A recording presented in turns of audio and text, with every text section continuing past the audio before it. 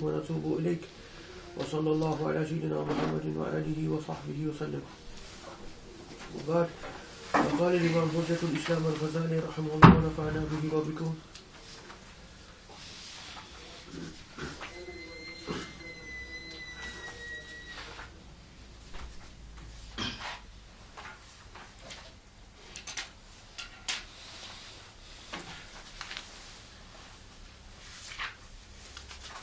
Just on the second hindrance of the four hindrances, so العرض الثاني الأخطار وإرادتها وقصدها. This is related to the first one about the qadr. The first one about the tawakkul, and this is to do with tafweed, yeah? We're talking about tafweed. So it means relating all of your matters back to Allah subhanahu wa ta'ala.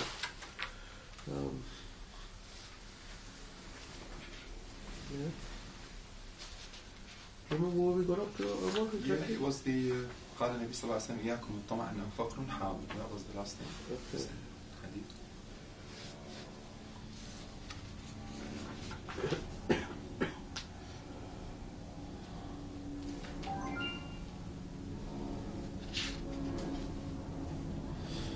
Is that quite towards the end of the section? Or? Well, actually we stopped just there because it's been like we done al-muradat al-thalatha, موضع التفويض وحكمه. Yeah, موضع التفويض. Yeah. We done that one? Yeah, we've done that paragraph, and then معنى التفويض as well.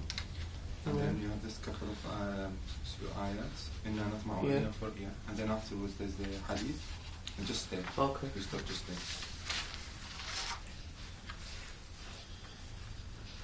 So remember you were saying the opposite of tafweed is tama'.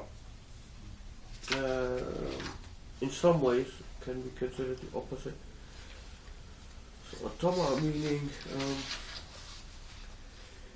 you really want something. You're dead set on something, and you want it no matter what. So there's no tafweed there. You're not saying, "Oh Allah, if it's better for me," or "Allah knows best what's better for me." You're saying, "No, I want this one thing, and I want it no matter what." So that's called tama'.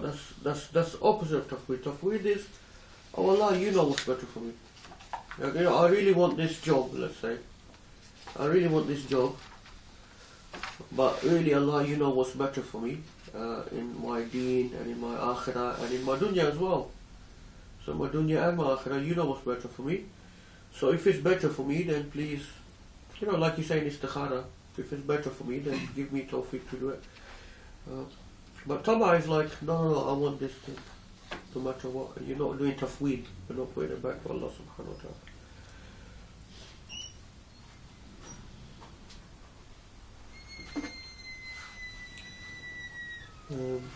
قال شيخنا رحمه الله الطمع المذموم شيئان أحدهما سكون القلب إلى منفعة مشكوكة. So he says our Shaykh said that the tama' is two types. One is the heart is set on something which is unknown, it's not certain. In other words, you don't know if it's better for you, this thing, in your dunya and akhirah, but your heart is set on it. وثاني إرادة الشيء مخاطرة بالحكم. وهذه الإرادة تقابل التفويض لا غير فاعلم ذلك. Secondly, similarly, you want something with as a definitive, even though it's something you're not sure that is going to be good for you in your dunya or akhirah. وأما حسن التفويض فهو ذكر خطر الأمور. What's the way that we can get ourselves to the stage of tafweed? How can we build ourselves into this station? So the first thing is we should always remember that things are uncertain. I'm convinced I should do this business will be good for me. Right? But, so I'm asking Allah to help me, etc. But always bear in mind, you never know what's the consequences of things, how things could turn out, Yeah, even though you might be 100% convinced this is good for your deen and your dunya and your akhirah, it may not be the case. Yeah, you can never know what's going to happen tomorrow. So, just always bear in mind how things are so uncertain.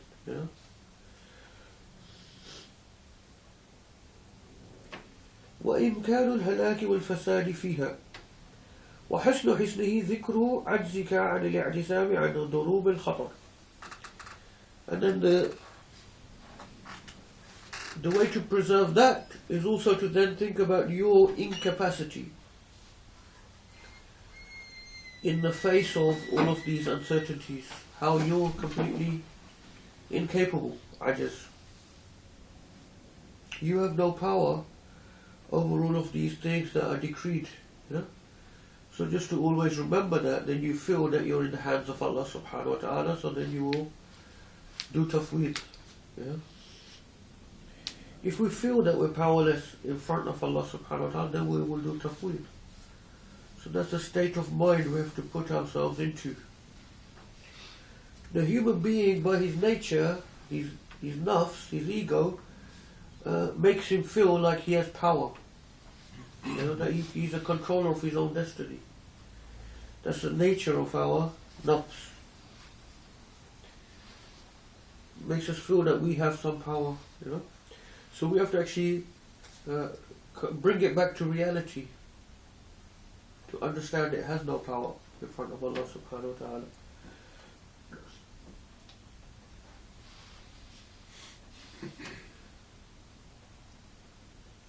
والامتناع عن الوقوع فيها بجهلك وغفلتك وضعفك. فالمواظبة على هذين الذكرين تحملك على تفويض الأمور كلها إلى الله سبحانه وتعالى. So it says, keeping these two things in mind will always make you in a state of tafweed. First of all, that everything is uncertain. The outcomes are always uncertain, whatever we're doing. Except, like he said before, if you're doing something that is fard ayn, like your 5 daily prayers, there's no uncertainty. That's something that's good.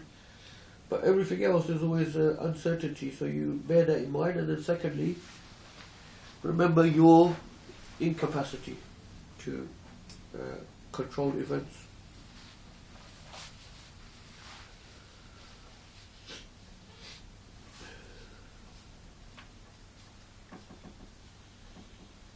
والتحفظ عن الحكم فيها.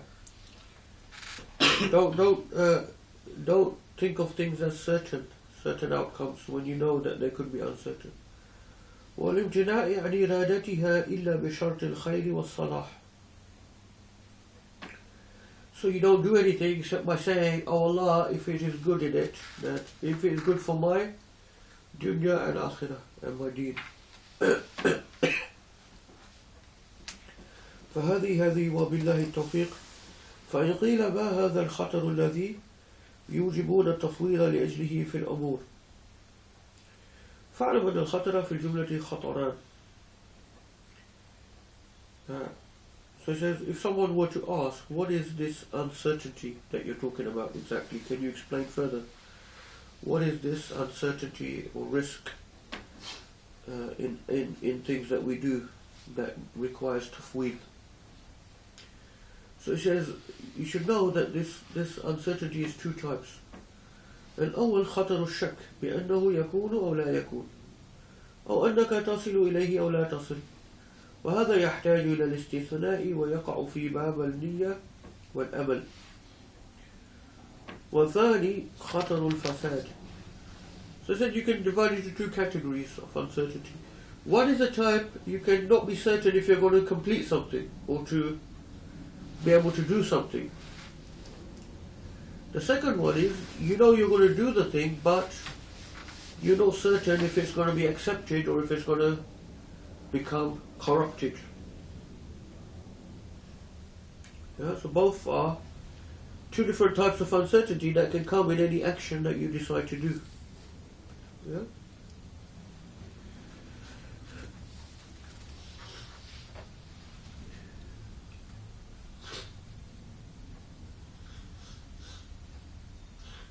So the first one is the one where you're not sure if this is going to happen or not. He says is where you have to work on your intention and on istithna, meaning you say if Allah wills. I will go for Umrah if Allah wills, and you try to make your intention as pure as possible. Whether or not it happens, you can never be sure, but you made your intention, etc. The second one is Khatar al-Fasad. So this is where he says tafweed comes in.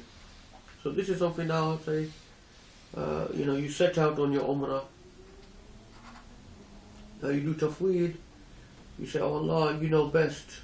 How it's going to turn out. Is it going to be accepted from me? Is it going to be better for me in my akhirah, etc. So we do tafweed. Yeah. ثم اختلفت عبارات الأئمة في الخطر فعن بعضهم أن الخطر في الفعل هو أن تكون دونه نجاة ويمكن أن يجامعه ذم والإيمان والاستقامة والسنة لا خطر فيها أن يجامع الذم والإيمان والاستقامة والسنة لا خطر فيها إذ لا يمكن دون الإيمان نجاة البتة والاستقامة لا يجامعها ذنب فإذا تصح ولاية الإيمان والاستقامة بالحكم. So some of the ulama, they also added that there's certain types of things where there's uncertainty, where you do tafweed, but there's certain things which don't have any uncertainty. I think also you mentioned before, like the fard ayn, etc.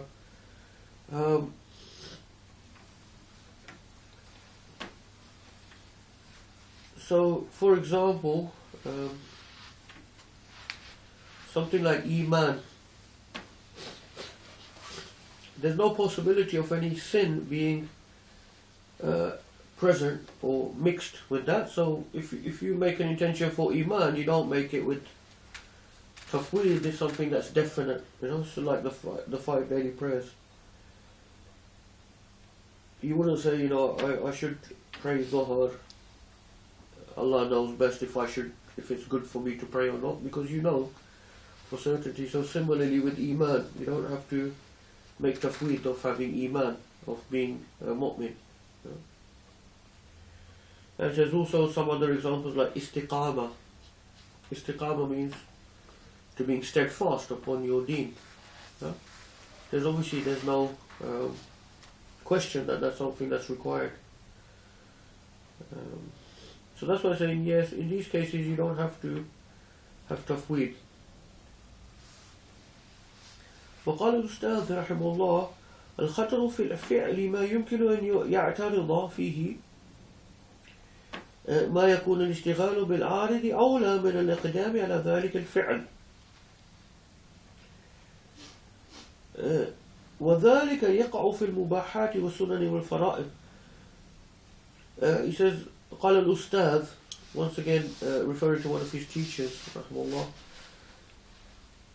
الله, he said that uncertainty in an action is any action that there could be something better, that you could do something better according to circumstances. So he said this can even apply to fard, things which are fard. So this particular Shaykh, he even extended it to fard action. Like he said, for example, if you're praying your fard prayer, Dhuhr or so, let's say, but if you heard someone shouting that they're in trouble, and they're shouting for help, in this case, you break your prayer and go and help the person if his life or limb is in danger.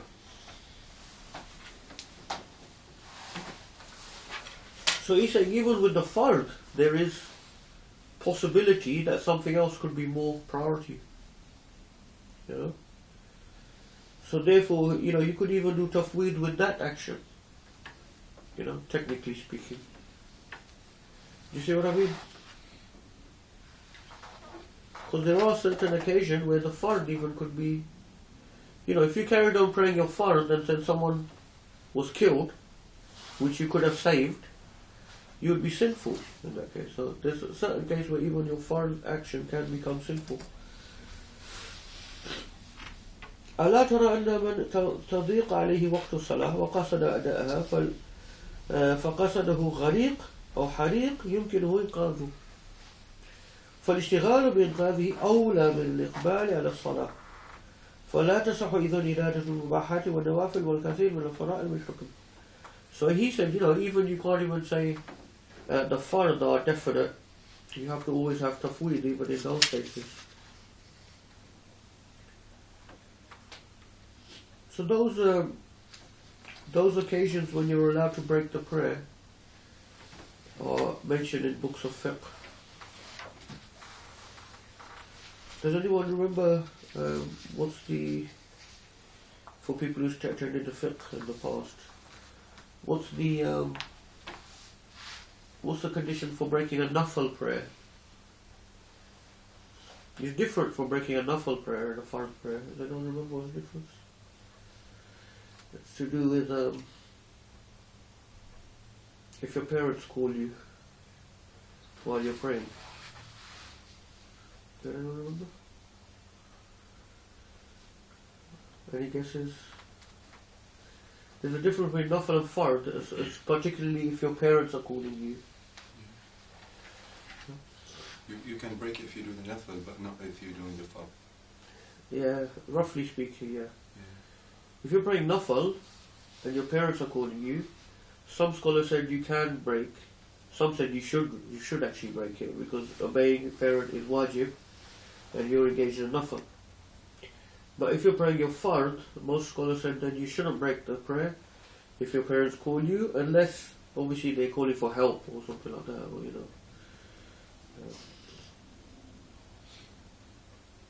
But in terms of if you're praying your fard or nafal anything, if someone is stealing your property, you're allowed to break the prayer. Yeah, unless it was a very small amount, like 2 pence or something like that. But as long as it was something substantial. If anyone is in danger of life or limb, you can break your prayer as well.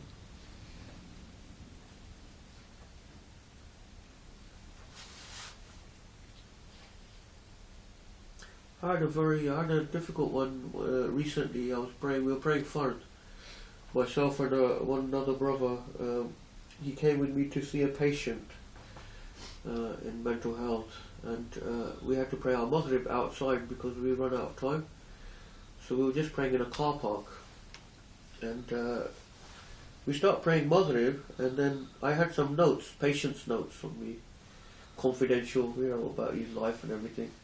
And it started getting very windy, and all the papers start blowing everywhere. They were going behind me in the car park everywhere, this guy's private confidential notes, and I was praying. I was thinking, oh my God, should I have to break my fard? Pray for this.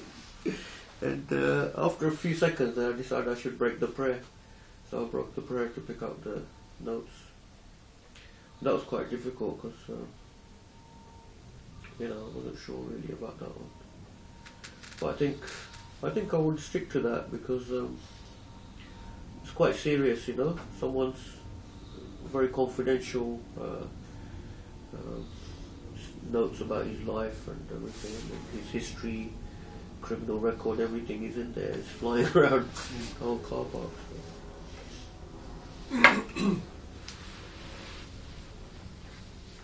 So yeah, some people don't realise, but you can break the prayer if you have to. It's something quite serious. Obviously, if you're praying fard, it has to be more serious than if you're praying nafal.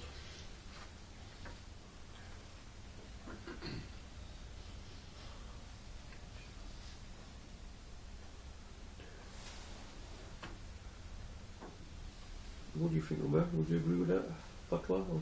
I thought you were supposed to take the notes out of the building.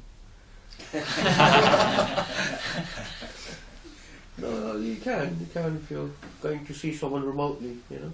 Okay. As far as I know. I'll point back.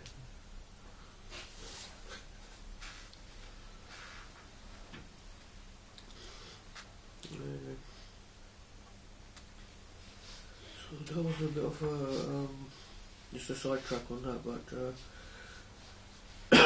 what we were talking about was oh yeah, because you mentioned if someone's calling you, sometimes even the fart can be broken. Yeah? فإن قيل كيف تصح أن يفترض الله على عبده شيئا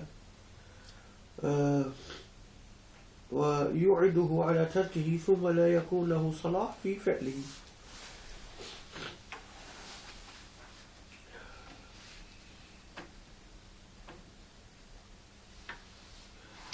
So if someone was to ask, how can it be that Allah has made something fard and He has warned people not to leave it, but you're saying that it's not always the case that it will be good for you to do this thing, meaning good for your deen? Yeah, how can you say that?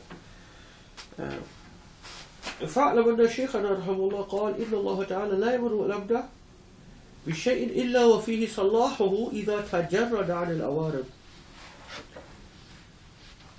So what he's saying, know that our Shaykh taught us that it's interesting here, you know, in this book as well, that Imam al-Ghazali often is quoting his teachers, you know, often is quoting his teachers, and this is actually something he wrote towards the end of his life, after the Ihya and things like that. And it shows us actually, Allah Alim, but sometimes as people mature more, they go back to, you know, what their sheikhs have said, etc. In other words, when people are young, sometimes they are often, you know, full of their knowledge and ideas, and perhaps have new ideas and things like that, you know, new theories, etc. And often as people get older, then they, I don't know if they become more conservative, but more sort of, you know, rely back on tradition, etc. Allah, that's just a thought that came to me from reading this, that he's very often quoting his sheikhs and this, his sheikhs and that, you know, because it's that very much more humble as well. Yeah, become more humble, and you know, not so much I say this, I say my sheikh and this, my sheikh and this.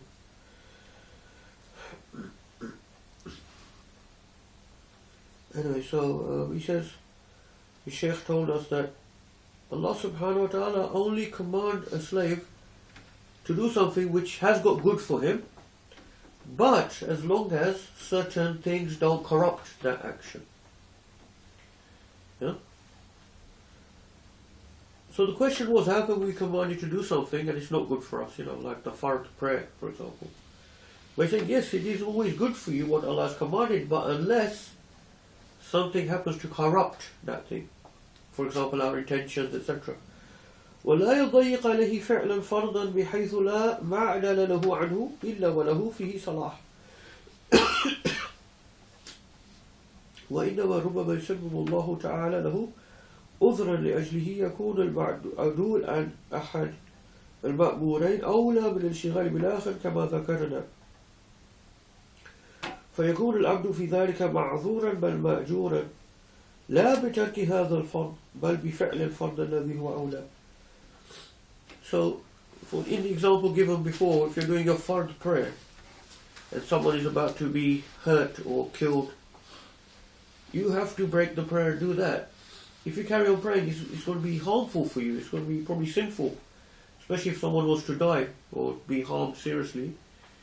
So that the answer is, the harm in it is not from the actual prayer itself, but the harm in it is because you haven't done the other thing, which is a stronger fard, a stronger obligation.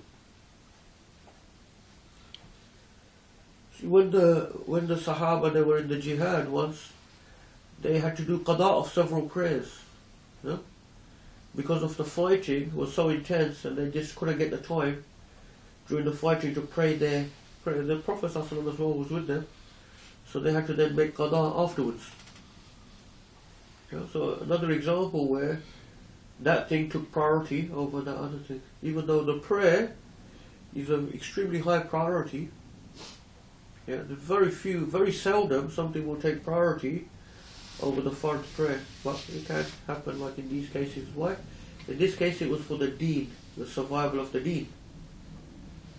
And in the other case we mentioned it's for survival of life. So remember those maqasid, those 6, some say 5 or 6 maqasid of Sharia, that the Sharia always has to preserve. The first one is deen, and the second one is life. That's why you can even give your life if you're protecting the deen. But obviously you can't use that justification for work. Missing your Jummah because you've got a meeting or something. You consider leaving your work to find suitable employment. Yeah, because work's not one of those. I don't think it's one of those things that. I mean, it's difficult. I mean, you have to be a bit. You have to be a bit sort of careful with people in this country because we're in a certain situation. But definitely, people should make intention to try to find work where they can pray Jummah, etc. You know.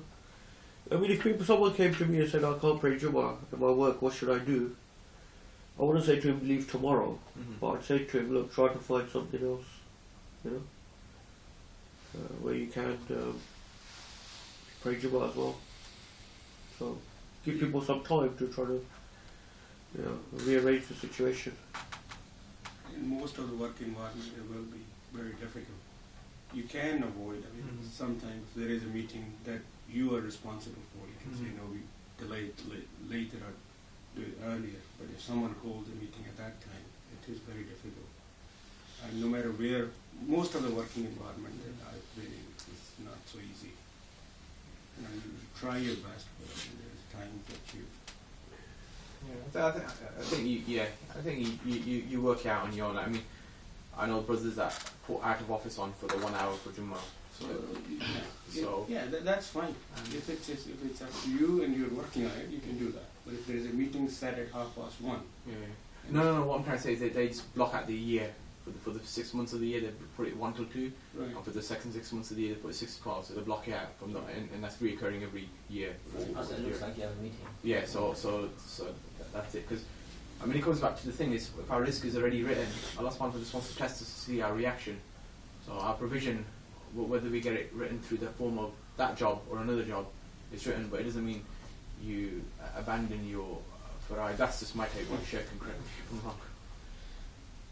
That's definitely true. Isn't that in the Quran as well? Those people that take their desires as their gods, and then you become slave to the wage, and that's becoming one of your base desires. Yeah, it's a very difficult situation, I think. What I would say is if in your job regularly that happens, that you have to keep missing Jummah, then I would definitely say look for different employment where it's easier, If it was like a one in a blue moon type of thing, I'd rather not say, I'd rather not comment. But it's between the person and Allah subhanahu wa ta'ala, I told him. I remember once back in the day when I was younger as well, I think we had an exam. There was an exam at Jummah time.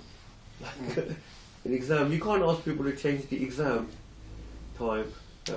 And we were very stressed about this, myself and I think there was another brother as well. And we were thinking all sorts of things. One was like we become musafir. So we leave London and start going on a journey or something.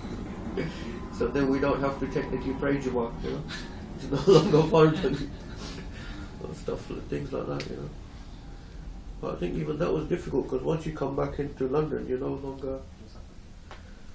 But we were trying to, I can't remember what happened in the end. But there's one thing I want to ask. Suppose you are carrying a blip and you are a doctor. Yeah. And you are doing your prayer and the blip goes on. What do you do? Because you don't know what kind of cause. It could be cardiac arrest, it could be life. No, in that case you can break your prayer if it's possible even. That you're in an emergency, You can just judge, because normally you can finish the prayer in 1 or 2 minutes, do a quick prayer. And then answer the bleep, isn't it? But if it's definite, I mean, if it's something that immediate, then you can make the prayer, even if it's possible.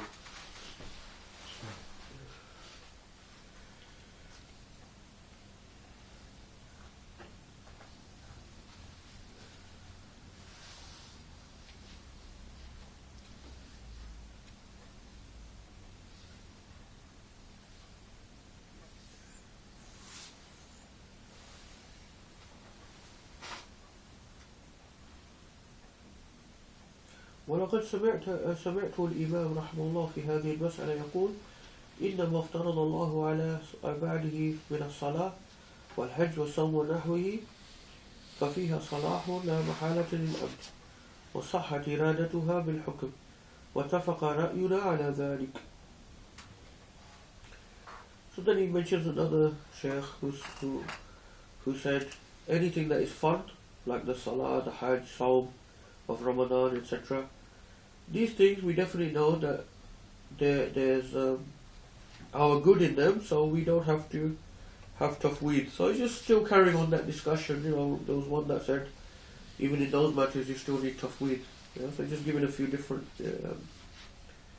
opinions. فبقي المباحات والنوافل إذن في هذا الحكم. So all other things like nawafil, things which are permissible, these will all come under where we need to have tafweed. فاعلم ذلك فإنه من غوامض الباب وبالله التوفيق. So he says, try to understand this. This is one of the slightly subtle, obscure issues that people can often become confused about, exactly which things we have to have tafweed and which we don't have to have tafweed for.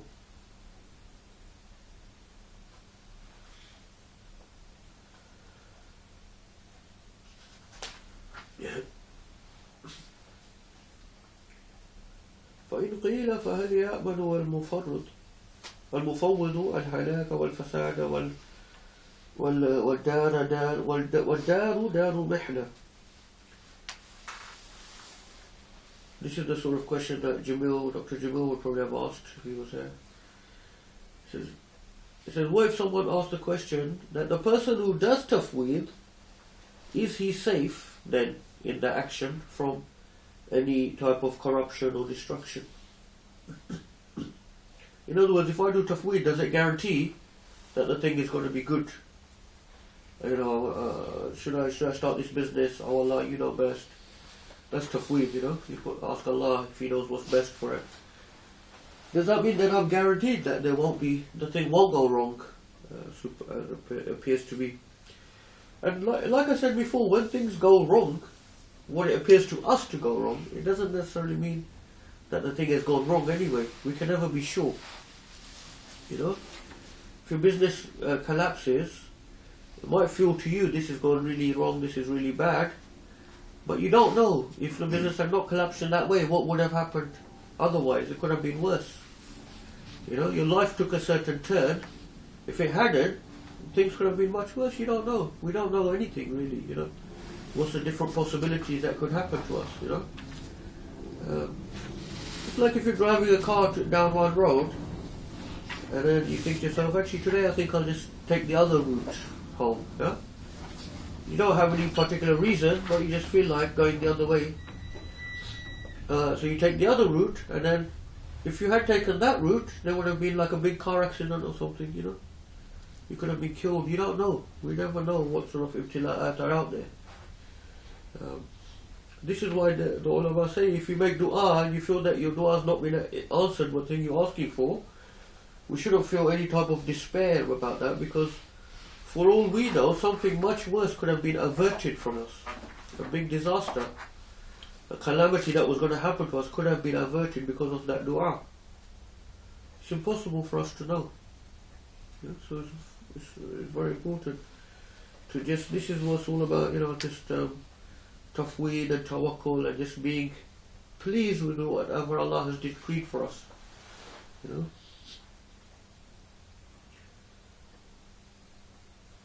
So he says, in answer to this question, can we be sure that the thing will not go wrong, etc.? وَالدَّارُ دَارُ مَحْنَى, and we know that we live in this world is a world of tribulation. فَاعْلَمْ أَنَّ فِي الْأَغْلَبِ مَا يُفْعَلُ بِالْمُفَوِّضِ إِلَّا الصَّلَاحِ وَقَدْ يُفْعَلُ بِهِ فِي النَّادِرِ غَيْرُ الصَّلَاحِ ولذلك ربما يخذله فيقع عن منزلة التفويض ولا صلاح للعبد في الخذلان والوقوع عن منزلة التفويض وبه قال الشيخ أبو عمر رحمه الله. So Imam al-Ghazali says, look, you should know that someone who does tafweed in this way, the majority of cases, he will find what's best in the actions or in the intentions that he's doing.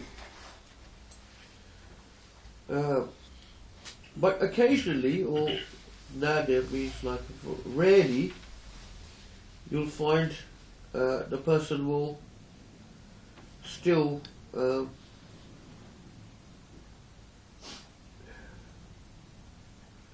I think the best way to explain this is okay,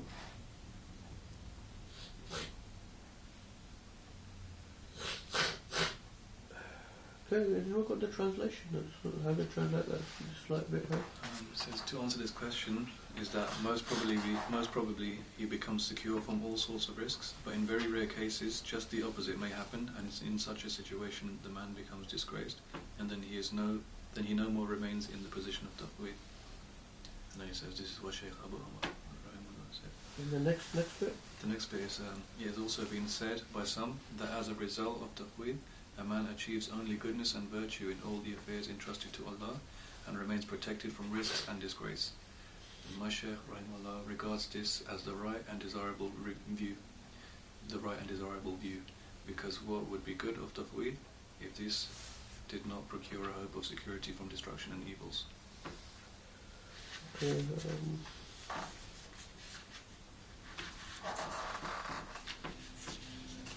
think it's a bit obscure what's written here and there, but it seems to be saying that sometimes on the rare occasion the person who does tafweed may not do the tafweed. Yeah? He may not do tafweed.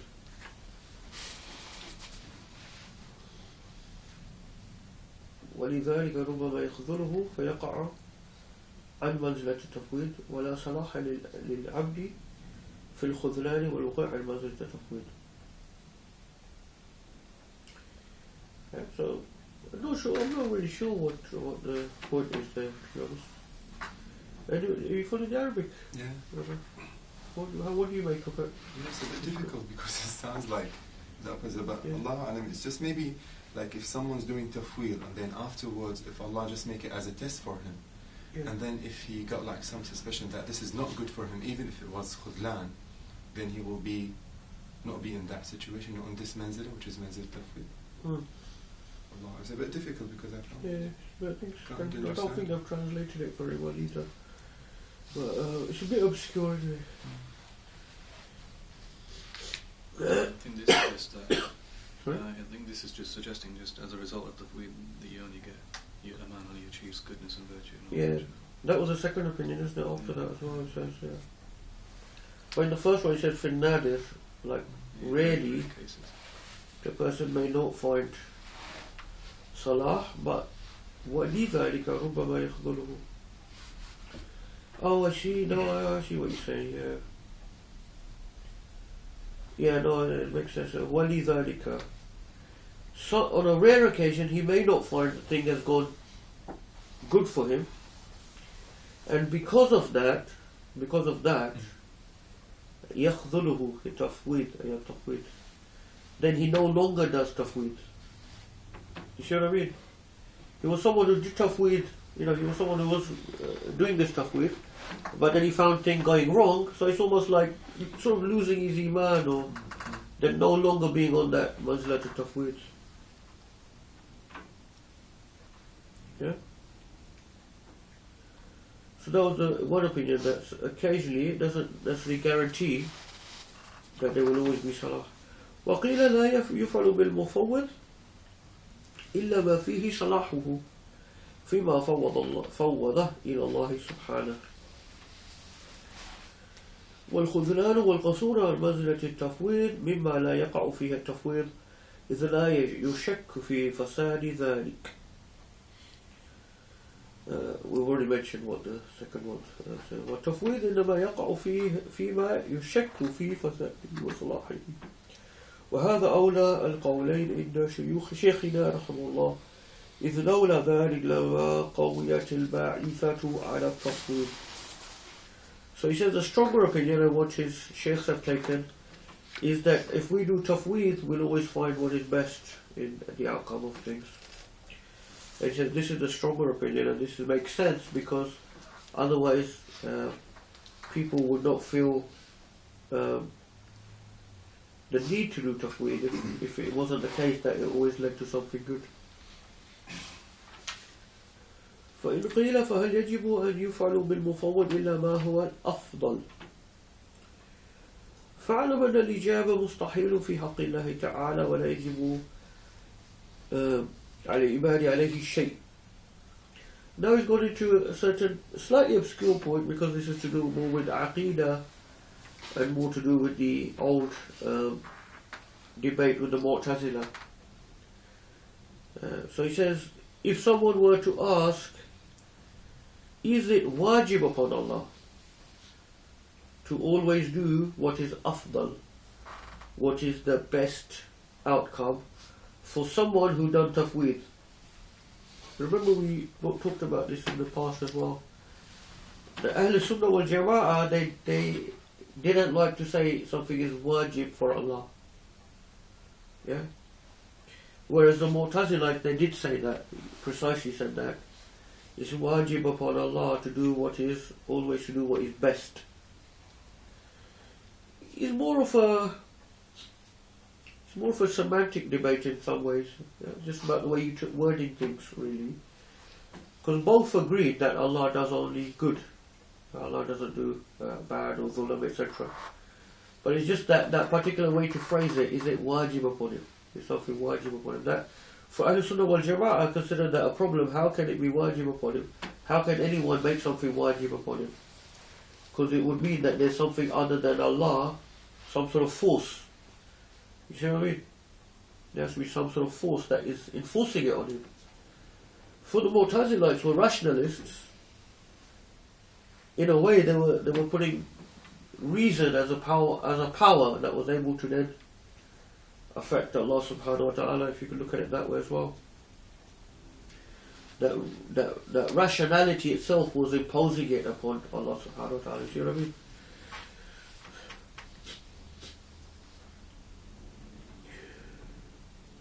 So this is a bit of a tangent by Imam al-Ghazali rahimahullah, being one of the leading theologians of his time, maybe of all time, who knows. He says, know that nothing can be obligatory upon Allah. وقد يفعل بالعبد الأصلح دون الأفضل حكمة من الله من فعله. And then the second debate they had was, the Mu'tazilites didn't just say Allah always does good, they also said he has to do the best, aslah, not just good, but the best thing possible. Once again, Ahl Sunnah, they disagreed with that. ألا ترى أنه قدر للنبي صلى الله عليه وسلم وأصحابه رضي الله عنهم أن يناموا طول الليل إذا طلوع الشمس في بعض الأسفار. So some of the proofs that Imam al-Ghazali is bringing, that Allah subhanahu wa ta'ala doesn't always have to do what is the best. Not now what is good. We all agree Allah does what is good. But does he have to always do at every time what is the best thing possible in that time? It's a very, very subtle debate, not really important for us, but it's more of a historical importance now, you know. So Imam al-Ghazali says, well, we know that the Prophet and his Sahaba, one time they missed Fajr prayer. Yeah, and the sun came up because they were so tired after jihad that they completely slept through it, and Bilal was supposed to wake them, but he was also too tired. So they woke up after the sun has come up, and then they obviously done qada and everything. So he said this is a proof that, you can't say that sleeping during the Fajr time was the best possible thing for them to do. والصلاة أفضل من النوم وربما يقدر للعبد الغني والنعمة في الدنيا الغنى والنعمة في الدنيا وإن كان الفقر أفضل. Sometimes Allah subhanahu wa ta'ala may decree for a servant to have wealth and lots of luxuries in the dunya, whereas perhaps actually poverty would have been better for him. Meaning, the more wealth and luxuries people have, the more they tend to then become distracted away from remembering Allah and worshipping. So it's not always the case that whatever is the total best for the slave always happens. ويقدر له الاشتغال بالأزواج والأولاد وإن كان التأجير للعباد أفضل. Sometimes Allah subhanahu wa ta'ala may have decreed for someone that they would become very preoccupied with their families and children, whereas it may have been better for him to have more time to do ibadah.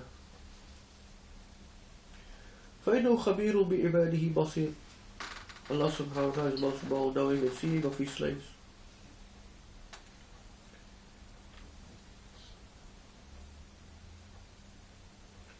وهذا كما أن الطبيب الحاذق الناصح يختار للمريض ماء الشعير وإن كان ماء السكر أفضل وأنفس. Sometimes if you go to a doctor, a very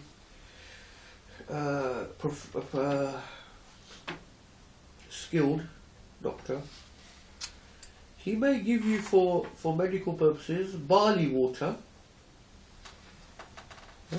even though sugared water is something that is more precious and more considered more, something better. So he doesn't, the doctor, in other words, the doctor doesn't always give you the most precious thing.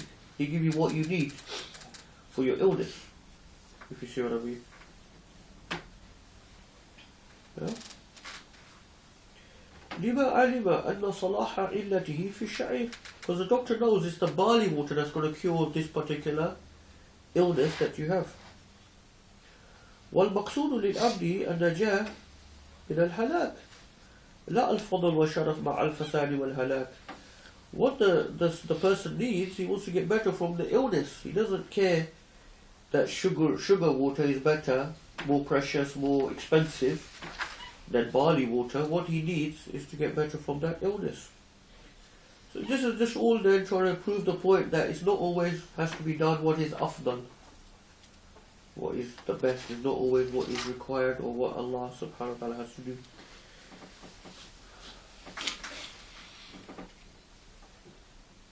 فإن قيل هل يكون المفوض مختارا.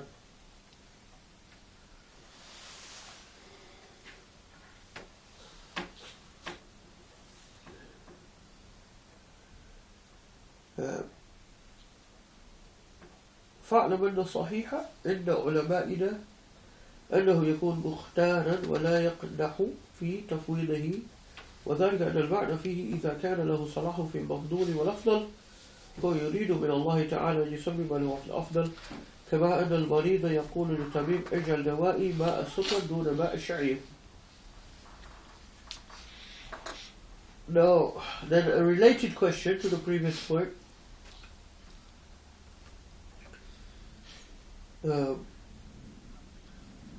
Slightly related to the one, someone who is doing tafweed, someone who's saying, relating his affairs back to Allah subhanahu wa ta'ala, should he also express an opinion of what he wants? Yeah. Or should he just say, Allah, you know best, whatever is better for me, decree that, or should he express an opinion? So he says the correct opinion is from our teachers that this person can express a preference. Yeah? So for example, you can ask Allah subhanahu wa ta'ala to give you what is afdal, what is the best thing. Yeah? There might be two things which are good. One is good, one is better.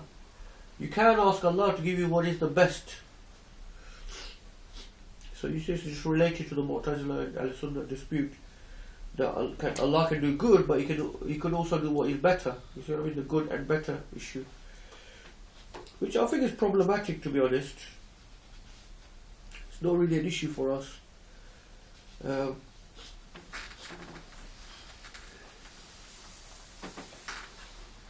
Because obviously the natural thing we would say is that whatever Allah does is the best thing possible anyway.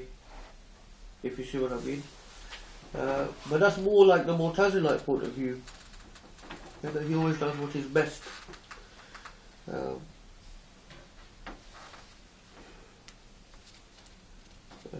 كما أن المريض يقول للطبيب اجعل دوائي ماء السكر دون ماء الشعير. So the sick person says to the doctor, if I could have a choice, I'd rather have the sugar water than the barley water. If I have a choice, if both are equally good at curing me, I'd rather take the one that's more precious. You see what I mean? ليحصل في الفضل والصلاح جميعا. فكذلك العبد إذا سأل الله تعالى أن يجعل صلاحه فيها هو أفضل ويسبب له ذلك. So similarly, the slave may ask Allah subhanahu wa ta'ala, if there's two possibilities that are both good, to ask for the better. Is okay, it's not going against tafweed. ليجمع له الفضل والصلاح جميعا ولكن بشرط أنه إذا اختار له الله والصلاح في غير الأفضل يعني يكون راضيا بذلك. The only condition is if Allah subhanahu wa ta'ala then decrees for him the thing that was not what he thought was the best, but was still good for him, then he should be content with whatever Allah subhanahu wa ta'ala has chosen. فإن قيل فلماذا كان للعبد أن يختار الأفضل وليس له أن يختار الأصلح.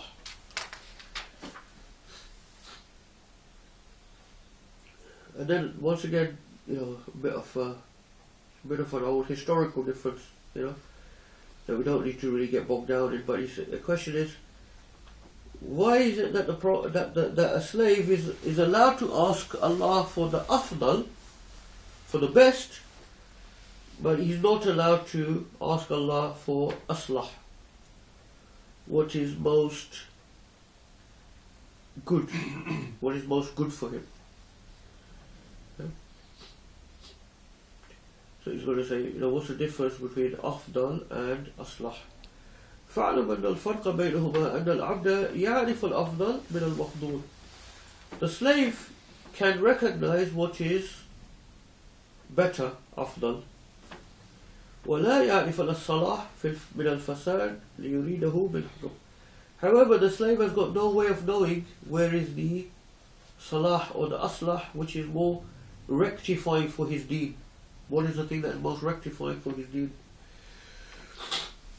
So that's why it's not possible for him to ask for that. He can never know what's going to be the salah in the action. ثم معنى اختياره الأفضل أن يريد من الله تعالى أن يجعل صلاحه فيها فيما هو الأفضل ويختار ذلك ويقدره. So what the slave should do, he should ask Allah subhanahu wa ta'ala that he puts the rectification, the salah, in the thing which is afdal, the best. وَيَخْتَارُ لَهُ ذَلِكَ وَيَقَدِّرَهُ. And that Allah subhanahu wa ta'ala decrees for him whatever is best, but puts salah in it as well. أَنَّ لِلْأَبْدِ تَحَكُّمًا فِي شَيْءٍ مِنْ ذَلِكَ فَاعْلَمْهُ. Well, so what does he mean by that? Like, why is he free to choose what is most excellent, though he's not free to choose what is most beneficial? Basically, it's like the medicine thing. Okay. If you have the sugary water, the barley water, the slave he knows the sugary water is more afdal, is better. Why? Because it's a more precious material it's made of. But he doesn't know where the salah is. He's not a doctor. He doesn't know what's going to be better for him, for his disease. So what the slave can do, he can say, "Oh doctor, give me the sugary water, but put my cure in there, if you know what I mean, if it's got a cure for me. So that's a good metaphor to understand what he means here. Say there's two courses of action for you, like, you know, setting up, opening a perfume shop or opening a gold shop. Yeah, you don't know what's best for your deen. You never know. That's why you do istikhara, you know. But you know what's afdal is the gold shop, in the sense of, you know, it's a more precious thing. You see what I mean? So that's why that's that type of thing. You don't, you know, so you know where the better is, but you don't know where the salah, where's the actual, what's good for your deed. He is quite not very clear, but that's I think the crux of what he's saying. So what can you ask Allah? You can ask Allah, look, I would like to do what's the better thing, but only if it's got the salah in there, the good rectification for me as well. See what I mean? And then if Allah decrees for you to do the perfume shop, you should still be happy and pleased with that, because you know that He's decreed for you what's best for you. Does that make a bit of sense? Not only that, that is from deen point of view, and from the dunya point of view. Maybe if you have opened a gold shop, perfume shop, you may do better in the perfume shop, you know, more profit there. It may earn more. You know, so this is another point also, if you leave. Yeah, that's it, yeah. So we never know the outcome. That's the point I think they're trying to make. So you know what's afdal, but you don't know what's aslah.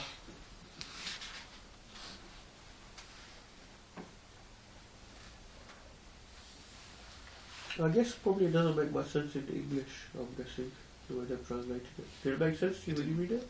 It didn't This really particular bit? go through that point. It only had 2 lines on it, but what you Oh, said made really? more sense. Yeah.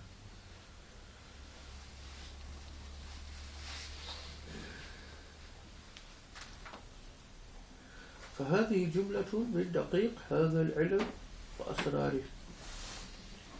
So it says this is a summary of the quite very subtle points of this particular knowledge or field of understanding and its secrets. This was very subtle and very technical, more of a theological issue, afdal and aslah, all of that. But Imam al-Ghazali rahimahullah is you see his preciseness in breaking it down. These type of things that people probably become very confused in. ولولا أن الحاجة مست إليه لما تعرضنا لإيراده لأنه يلاطم بحار علوم المكاشفة. So he says an interesting thing here, Imam al-Ghazali rahimahullah. I think actually he's talking more about the whole issue now of tawakkul and tafweed. Huh? He said if it was not that the need presented itself, we would not really have delved into these issues too much of tawakkul, tafweed and all these things. Because these issues come across the science of mukashafa, or overlap with. You know, these issues overlap with the sciences of mukashafa.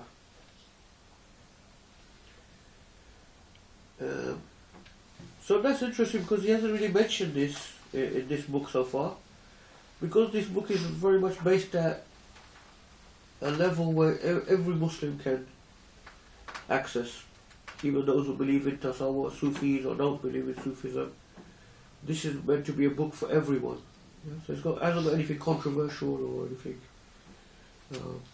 disputed. So this is the first time he mentioned this mukashafa. I think, I don't think he mentioned it before, did he? But whereas in the Ihya he will mention quite often. Here we have to lift the pen because this is going into now the realm of mukashafa, the sciences of unveiling, direct spiritual experience. Yeah? So mukashafa is direct spiritual experience. Does that come from the word kash? unveil something.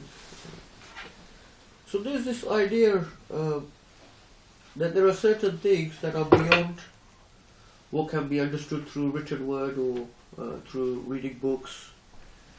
These realities can only be understood through direct spiritual experience. That's called Mukashafa. So it says a lot of this discussion about tafweed and qada and qadar, these are from this realm. So therefore we don't need to delve into them too much. وأني اقتصرت على نقطة الموقعة في هذا الكتاب. He says, in this book we're just sticking to the basic points that are required and what are sufficient. وقصدت الإيضاح لينتفع به فحول العلماء والمبتدئون إن شاء الله تعالى بالتوفيق. So he says, my intention is just to clarify and make clear things so that the ulama and the beginners, scholars and the beginners can all benefit and understand from this book.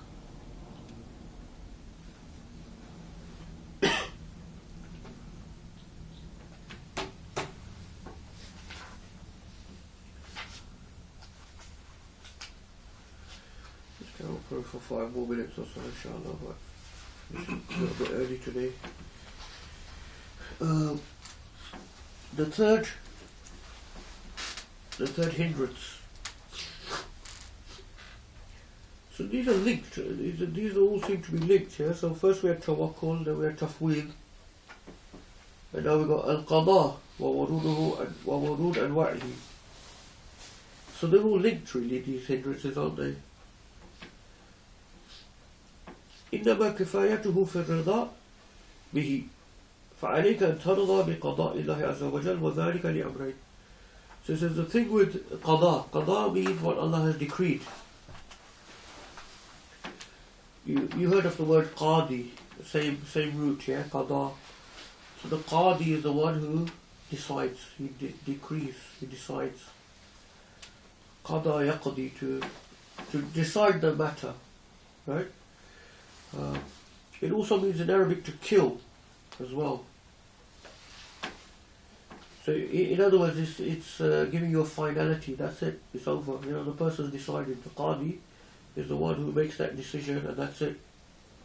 In the fiqh, they say when the qadi has made a ruling and given his ruling, nothing can then change that ruling. It's very difficult to change a ruling that's been already given by a qadi. What we describe as a judge, basically. Judge, yeah. So, interestingly, the word qazi is actually in the English language as well. It's in the dictionaries, with a K-A-Z-I, qazi, because it was introduced during the time of British Raj into the English language as well. But anyway, the qadi is the one. So qada, Allah subhanahu wa ta'ala is the one, who's the one who gives the qada. When he's decided something, nothing can change that. That's why on the Mi'raj, when the Prophet he asked for the prayers to be reduced and reduced and reduced down to 5, but then Allah subhanahu wa ta'ala said, when I have decreed something, it can never be changed. So the 50 are still 50. But we still get the reward for 50, in other words. When we do the 5, we still get the reward for 50. So that then became a means to being a great, great blessing for this ummah. That was a time when Allah subhanahu wa ta'ala, every action we do, not just a prayer, is multiplied by 10 straight away for this ummah. This was a gift, one of the gifts that was given to the Prophet ﷺ on the Mi'raj.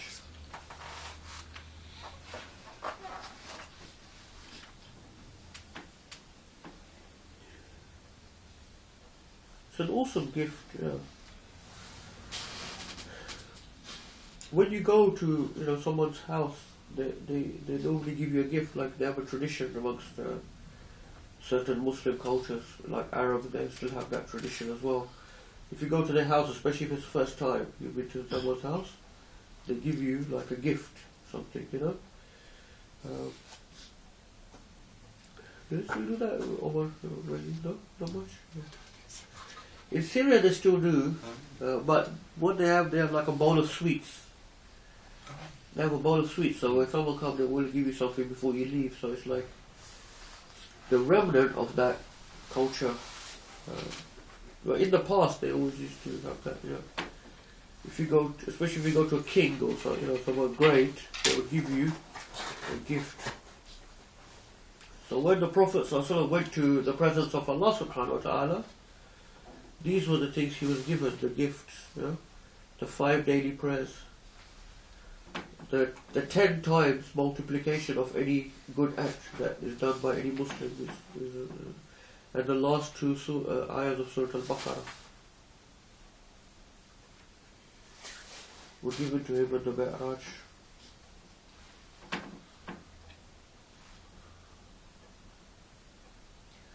So when Allah subhanahu wa ta'ala decrees something, we have to then be pleased with that.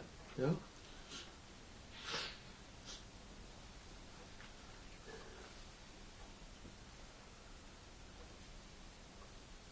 it says, وَذَلِكَ لِأَمْرَيْنِ. This is for 2 reasons why we have to be pleased with the decree of Allah subhanahu wa ta'ala. أحدهما التفرق للإبادة لأنك إذا لم ترضى بقضاء الله عز وجل فتكون مهموما مشغول القلب أبدا لأنه لما كان كذا وكذا ولماذا لا يكون كذا وكذا.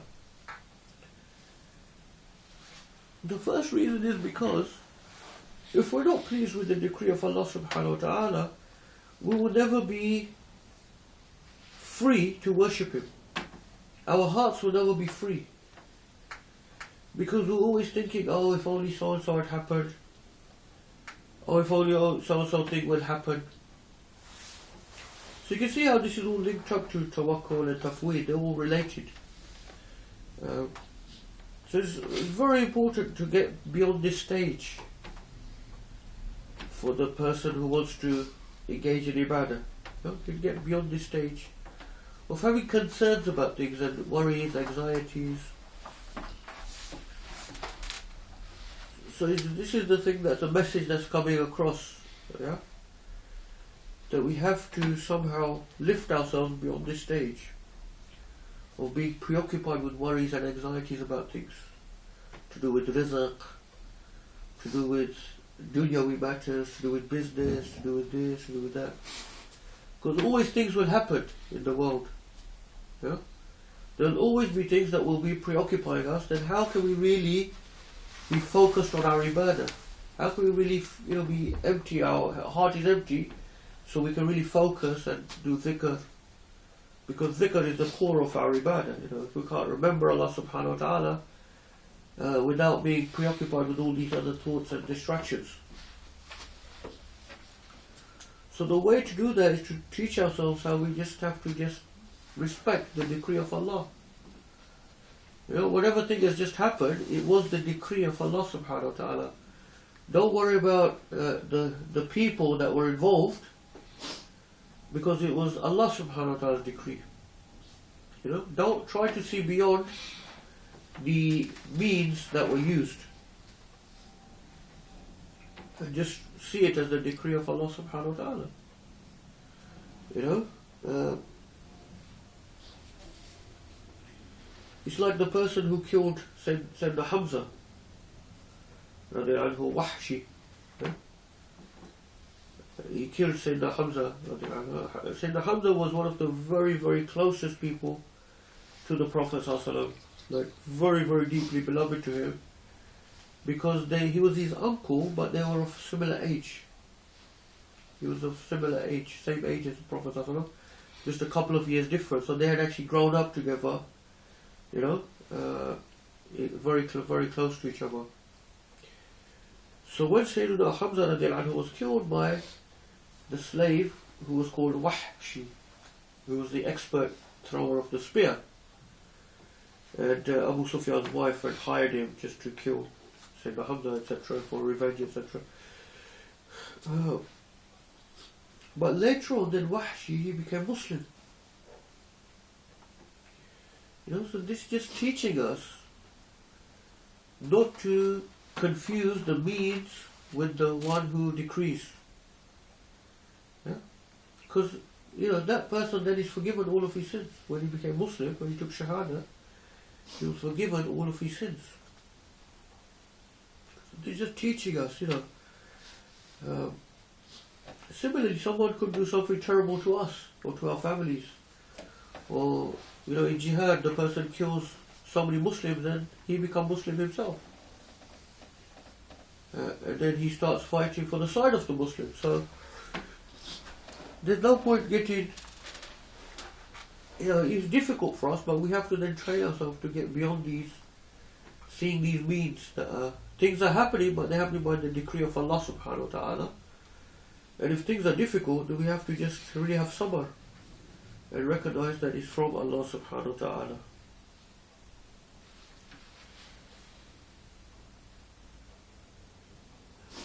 Inshallah, we'll leave it there for today because I'm slightly ill, so I don't want to go on for too long today. So forgive me as well for coming late this morning.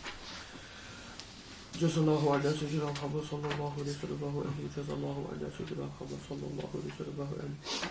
Jazallahu anna Sayyidina Muhammad sallallahu alayhi wa sallam. Subhana rabbika rabbil izzati amma yasifun. Wa salamun ala al-mursalin. Alhamdulillahi rabbil alamin.